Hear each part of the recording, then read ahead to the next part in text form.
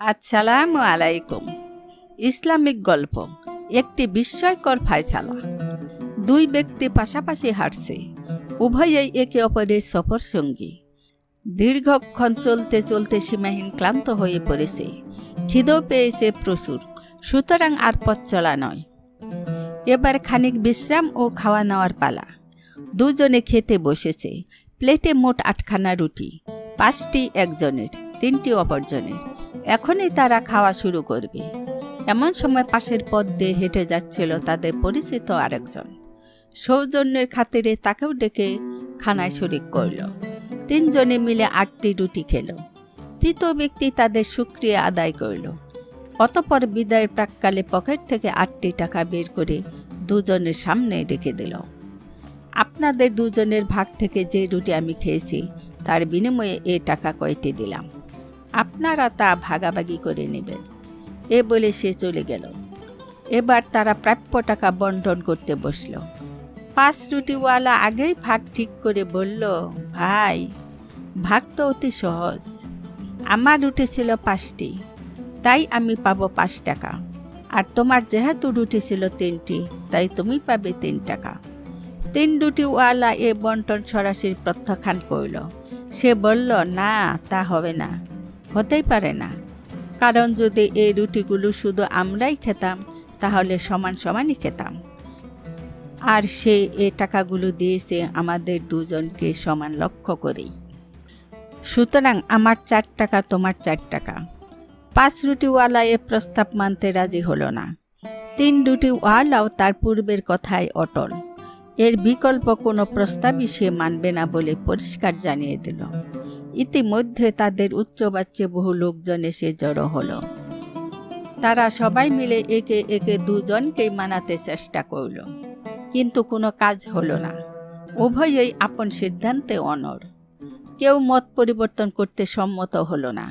অবশেষে লোকজন বলল, ঠিক আছে, তোমরা যখন আমাদের কথা শুনলে না, সুতরাং এবার আমিরুল মুমিনিনের শরণাপন্ন হওয়া ছাড়া তোমাদের আর কোনো উপায় নেই। হযরত আলী রাদিয়াল্লাহু তাআলা আনহু এর দরবার কক্ষে অখণ্ড নীরবতা। বিচারের আসন অলঙ্কৃত করে আছেন স্বয়ং খলিফাতুল মুসলিমিন। তার চেহারায় গাম্ভীর্যতার সুস্পষ্ট ছাপ।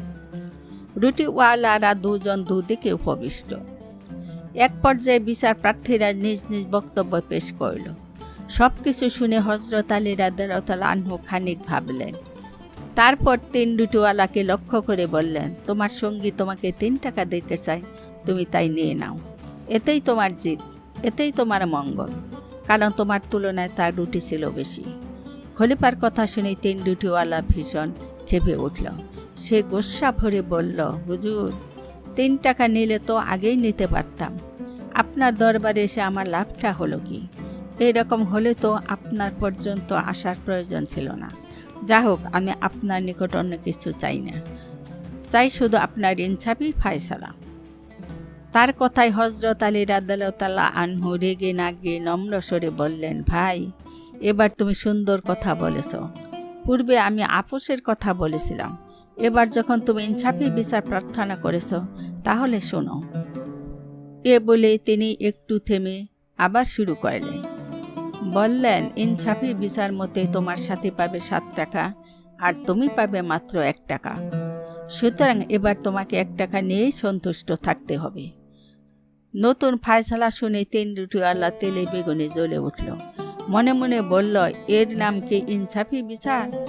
এর নামই কি সুশাসন প্রতিষ্ঠা? খানিক পর সে রাগ সংবরণ করে বিস্মিত কণ্ঠে খলিফাকে সম্বোধন করে বলল, হযরত, এ কি বলছেন আপনি? সে আমাকে 3 টাকা দিতে চায়, আমি নিতে চাইনি। আপনিও অনুরোধ করেছেন 3 টাকা নিতে, তাতেও আমি সম্মত হইনি। আর এখন আপনি বলছেন আমাকে 1 টাকা নিতে, এটা কি করে সম্ভব? খলিফাতুল মুসলিমিন হযরত আলী রাদিয়াল্লাহু তাআলা আনহু একটু নড়ে চড়ে বসলেন। বললেন, 3 টাকার কথা ছিল আপোষ মীমাংসার কথা, কিন্তু তুমি তো আপোষ মীমাংসায় যেতে রাজি নও। তুমি চাও ইনসাফ, তুমি চাও সুবিচার। আর ইনসাফ ও সুবিচারের দৃষ্টিতে তুমি 1 টাকার বেশি কিছুতেই পেতে পারো না। যদি বলো কিভাবে, তাহলে আমি একবার নয় 100 বার বুঝিয়ে দিতেও রাজি আছি। আলী রাদিয়াল্লাহু তাআলা আনহু এর দৃঢ়তায় লোকটি নরম হয়ে এলো। এবার সে তার গলার স্বর নিচু করে ভদ্রতার সাথে বলল, হযরত, অনুগ্রহ করে আমাকে বুঝিয়ে দিন কিভাবে আমি 1 টাকা পাওয়ার যোগ্য। যদি বুঝাতে পারেন তবে আমি 1 টাকাই নেব, এর বেশি দাবি করব না। হযরত আলী রাদিয়াল্লাহু তাআলা আনহু আপন ফায়সালার বিশ্লেষণ করতে গিয়ে বললেন, সর্বমোট রুটি ছিল 8টি। খেয়েছ তোমরা 3 জন। প্রত্যেক রুটি ভাগ করলে তাতে মোট 24 টুকরো রুটি হয়। তোমার রুটি ছিল 3টি। 3 রুটির প্রত্যেকটি 3 ভাগ করলে টুকরো হয় মোট 9টি। আর তোমার সঙ্গী রুটি ছিল 5টি। 5 রুটির প্রত্যেকটি 3 ভাগ করলে টুকরো হয় মোট 15টি। কে কম খেয়েছে কে বেশি খেয়েছে সম্মিলিত খাওয়ায় এ তারতম্য করা হয় না। সুতরাং ধরা হবে যে তোমরা প্রত্যেকেই সমান খেয়েছ, অর্থাৎ 24 টুকরো রুটি থেকে প্রত্যেকে 8 টুকরো করে খেয়েছ। এবার লক্ষ্য করো, তোমার রুটি ছিল 9 টুকরো, তন্মধ্যে তুমি নিজেই খেয়ে নিয়েছ 8 টুকরো, বাকি থাকলো 1 টুকরো। সুতরাং আগন্তুক তৃতীয় ব্যক্তি তোমার ভাগ থেকে কেবল 1 টুকরো রুটি খেয়েছে। অপরদিকে তোমার সাথীর ছিল 15 টুকরো, তন্মধ্যে সে নিজে খেয়েছে 8 টুকরো, বাকি রইল 7 টুকরো। সুতরাং তৃতীয় ব্যক্তি তার ভাগ থেকে খেয়েছে 7 টুকরো। লোকটি 8 টুকরোর বিনিময়ে 8 টাকা দিয়েছে। সুতরাং এ কথা খুবই পরিষ্কার যে 7 টুকরোর বিনিময়ে তোমার সাথী পাবে 7 টাকা, আর 1 টুকরোর বিনিময়ে তুমি পাবে 1 টাকা। ফায়সালার চমৎকার বিশ্লেষণ শুনে শুধু 3 রুটিওয়ালাই নয়, উপস্থিত সকলে হতভম্ব হয়ে গেল।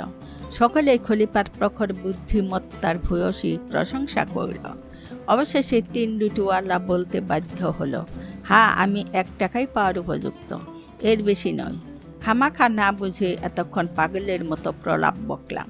এতটুকু বলে মনে মনে খলিফাকে ধন্যবাদ জানিয়ে 1 টাকা নিয়েই দরবার থেকে বেরিয়ে গেল। আলোচ্য ঘটনায় হযরত আলী রাদিয়াল্লাহু তাআলা আনহু এর জ্ঞানের গভীরতা ও বিস্ময়কর বিচার বুদ্ধির প্রমাণ পাওয়া যায়।